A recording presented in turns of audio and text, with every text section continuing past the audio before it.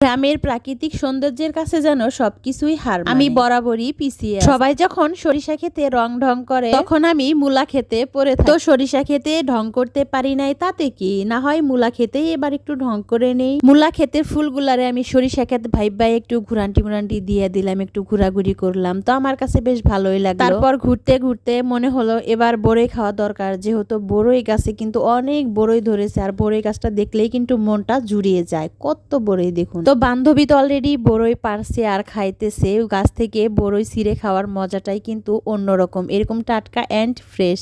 কে কে এরকম গাছ থেকে বড়ই খেতে ছিঁড়ে পছন্দ করেন কমেন্টে কিন্তু অবশ্যই জানাবেন। গ্রামের এত সুন্দর পরিবেশে বড়ই ছিঁড়ে খাওয়ার মজাই যেন অন্যরকম। গ্রামের প্রাকৃতিক সৌন্দর্য দেখলে যেন আমার মনটা ভরে। দূর থেকেই দেখতে পাচ্ছি কত সুন্দর একটা কলা গাছ। কলা গাছটা দেখতে যেন অসাধারণ লাগছে আমার কাছে, তাই একটু ক্লিপটা নিয়ে নিলাম। গাছটায় কলার মুকুল এসেছে এবং ছোট ছোট কলাও ধরেছে। কলা গাছটা কিন্তু আমার কাছে অনেক বেশি ভালো লাগে। হাঁটতে হাঁটতে এক গাছের বড়ই খাওয়ার পর এবার অন্য একটা গাছের বড়ই ট্রাই করবো, এর জন্য হেঁটে হেঁটে আসতেছিলাম।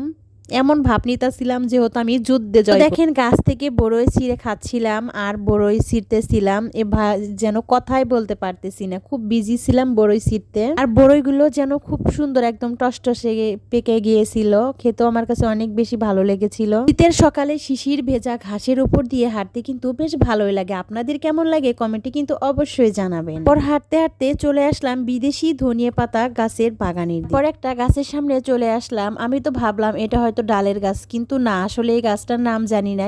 আপনারা যদি এই গাছটার নাম জেনে থাকেন তাহলে কিন্তু কমেন্টে অবশ্যই জানিয়ে দেবেন। এগুলো কিন্তু অনেক বেশি ভালো লাগছিল। তারপর দেখলাম এখানে অনেক সবজি লাগানো আছে, সিম, পুঁই শাক, তারপরে শীতকালীন যেসব সবজিগুলো আছে মোটামুটি সবগুলোই আছে। শীতকালে এইরকম সবজি তুলতে কার না ভালো লাগে বলুন। শীতের এরকম ফ্রেশ অ্যান্ড টাটকা সবজি কিন্তু সবারই বেশ পছন্দের, আমারও অনেক বেশি পছন্দ। নিজের হাতে এরকম সবজি তোলা কিন্তু অন্যরকম একটা আনন্দের বিষয়। তারপরে আমি সিমগুলোকে একদম উঠানো শুরু করে দিয়ে দিলাম। সিম তুলতে কিন্তু আমার বেশ ভালোই লাগতেছিল। টাটকা এন্ড ফ্রেশ সিম তুলতে কার না ভালো লাগে বলুন। তারপর বড়ই খাচ্ছিলাম আর পুঁইশাক উঠাইতেছিলাম। পুঁইশাকগুলা কিন্তু দেখতে আমার কাছে অনেক লোভনীয় ছিল এবং রান্না করলে যে কতটা টেস্ট হবে এটা শুধু এই শাকটা দেখলেই বুঝতে পারবেন। পুঁইশাকটা আমার বরাবরই পছন্দের, আপনাদের ভাইয়া খুব একটা পছন্দ করে না, তারপরে আমার অনেক বেশি পছন্দের, এই জন্য উঠিয়ে নিয়ে নিচ্ছি। পুঁইশাক রান্না হলে তো আমার মনে হয় আর কিছুই লাগবে না। তো আজ এই পর্যন্তই, সবাই ভালো থাকবেন, সুস্থ থাকবেন, আল্লাহ হাফেজ।